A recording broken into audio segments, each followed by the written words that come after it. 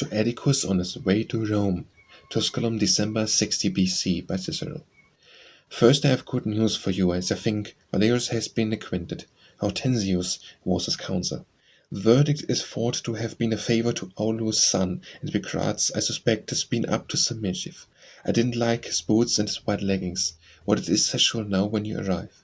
If you find fault with the narrow windows, let me tell you that you are criticising the Cyropaedeia. When I made the same remark, Cyrus used to answer that the views of the gardens through broad lights were not so pleasant. For let A be the eye, be G the objects, and D and E the rays, you see the rest. For if sight resulted from the image of images, the images would be in great difficulties with a narrow entrance.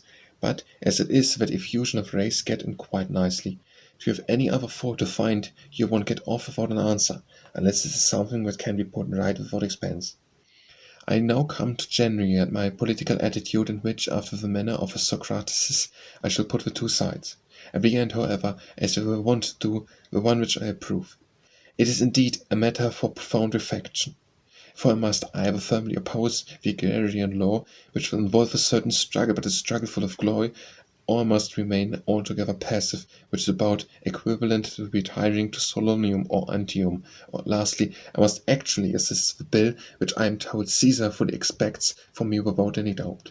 For Cornelius has been with me, I mean Cornelius Balbus, Caesar's intimate, and solemnly assured me that he meant to avail himself of my advice and Pompey's and everything, intended to endeavour to reconcile Crassus with Pompey. And this last cause there are the following advantages: a very close union with Pompey, and, if I chose, with Caesar also, reconciliation with my political enemies, peace with the common herd, ease from old age. Conclusion of the third book of my own poem has a strong hold on me. Meanwhile the tenor of thy youth's first spring, which is still a counsel for with all thy soul, and all the manhood heldest see or keep, and still the chorus of all good men's praise. These verses Calipoli yourself dictated to me in that book, which contains much written in an aristocratic spirit, and I cannot, therefore, doubt that I shall always hold it. The best of omens is your country's cause. But let us reverse all this for our walks during Compitalia.